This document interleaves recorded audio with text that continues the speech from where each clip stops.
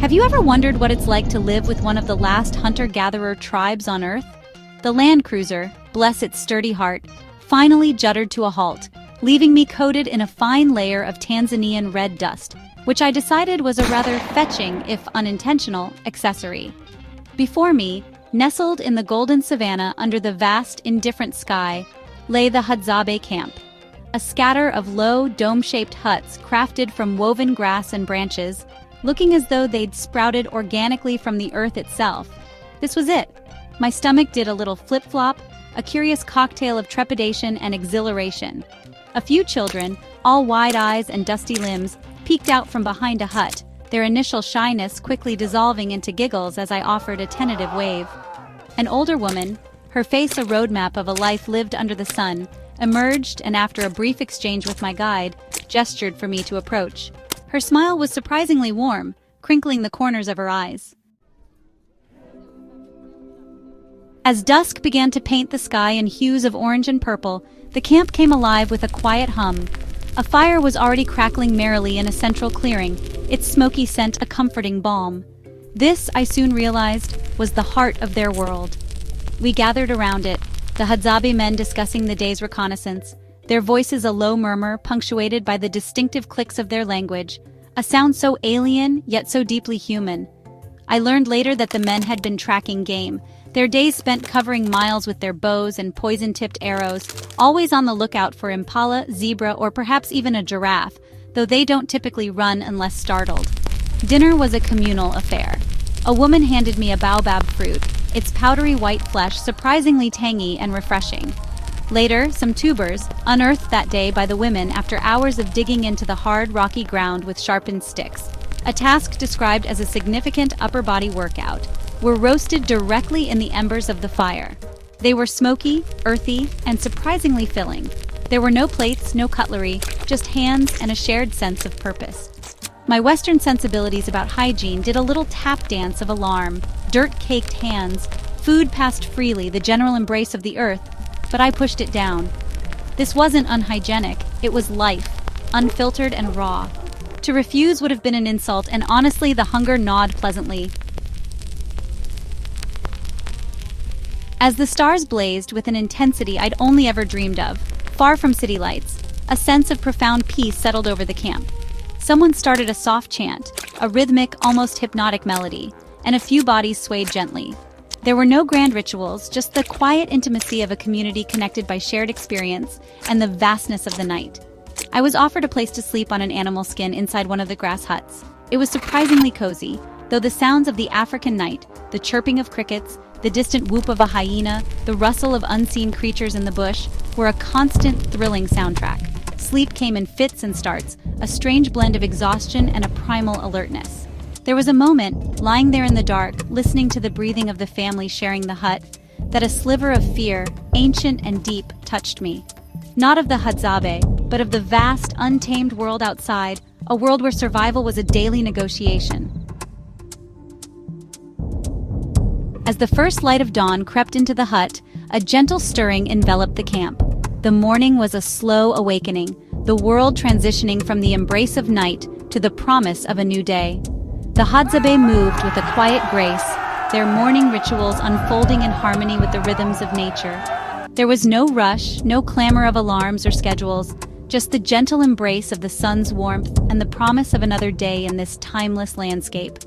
Breakfast was a simple affair, yet it carried the richness of the earth's offerings. Roasted tubers, their skins charred from the fire's embrace, were a satisfying start to the day. Berries, gathered by the women with a keen eye for nature's bounty, added a touch of sweetness to the meal. As I joined them, hands and faces becoming sticky with the juice of the berries, I felt a sense of unity with the land. It was a meal born of labor, a testament to the resourcefulness of the Hadzabe people. The morning light painted the savanna in golden hues, casting long shadows that danced with the gentle breeze. The air was crisp, carrying the scent of earth and wood smoke. As I watched the Hadzabe go about their morning routines, I marveled at the simplicity and elegance of their way of life. It was a life dictated by the rhythms of nature, where each task was both a necessity and a celebration of existence. In the midst of this tranquil scene, I found myself reflecting on the stark contrast between this life and the frenetic pace of modern society. Here, there was no need for the constant buzz of technology or the relentless pursuit of more. Life was lived in the present, each moment a gift to be savored. As I took another bite of the roasted tuber, I couldn't help but smile at the thought that perhaps, in this simplicity, lay the true essence of happiness. As the sun climbed higher, the men of the Hadzabe prepared for the day's hunt. Their movements were deliberate and precise, a dance honed by generations of survival in this unforgiving landscape. The air was charged with a sense of purpose, a quiet resolve that spoke of the importance of their task. With bows in hand and poison-tipped arrows secured, they gathered, exchanging words in their melodic language, a symphony of clicks and rhythms that seemed to echo the heartbeat of the savannah. Their preparation was a ritual, each step imbued with tradition and skill. The bows, crafted with care from local wood, were a testament to the ingenuity of these hunter-gatherers. The arrows, tipped with a potent poison derived from local plants, were both a tool and a symbol of their intimate knowledge of the land. As they checked their gear, I marveled at their connection to the earth, their understanding of the delicate balance between predator and prey. With a final nod, the hunters set off, disappearing into the bush with an almost preternatural silence. Their departure was marked by a sense of gravity, the knowledge that their success could mean the difference between abundance and scarcity. As I watched them vanish into the landscape, I felt a deep respect for their way of life, their resilience, and their ability to thrive in a world where survival was a daily negotiation. Their absence left the camp in a state of quiet anticipation. The women and children continued with their tasks, a seamless continuation of the morning's rhythm. As I joined them in their activities, I couldn't shake the feeling of awe for the Hadzabe, their skills honed by necessity and their lives a testament to the enduring spirit of humanity.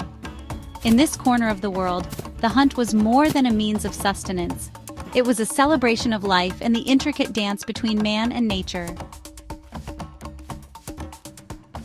With the men on their hunt, I joined the women and children for a foraging expedition. The women moved with an effortless grace, their eyes scanning the landscape with an intensity that belied their years of experience. Armed with sharpened sticks, they led the way, their knowledge of the land a map written in the language of survival. It was a world where every plant, every root held the promise of sustenance, and the women were the keepers of this invaluable wisdom. The children, bundles of energy wrapped snugly on their mothers' backs, watched with wide-eyed curiosity. They were learning the ways of the wild, absorbing the knowledge that would one day ensure their survival.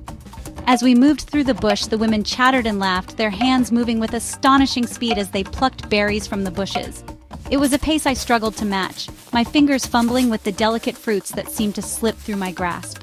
Then came the tuber digging, a task that tested my mettle in ways I hadn't anticipated. Armed with a sharpened stick, I attempted to emulate the women's fluid motions, scraping at the sun-baked earth in search of the starchy roots. My efforts were met with gentle laughter and encouragement, their smiles a testament to their patience and humor. As they expertly unearthed the tubers, I marveled at their strength and resilience, their ability to find sustenance in the most unlikely places. The foraging expedition was more than a lesson in survival. It was a celebration of community and the interconnectedness of life. As we gathered our bounty, I felt a deep sense of gratitude for the opportunity to witness this way of life. The Hadzabe's connection to the land was profound, a reminder of the beauty and abundance that nature offers to those who know how to seek it. As we made our way back to camp, our baskets filled with the fruits of our labor, I couldn't help but feel a sense of achievement, my heart full from the shared experience. Observe and participate in food gathering, including tuber digging. As the sun climbed higher in the sky, the foraging expedition became an immersive lesson in the art of food gathering. The Hadzabe women, with their sharpened sticks in hand, moved with purpose and precision. Their expertise in identifying edible plants and roots was nothing short of remarkable, a skill passed down through generations.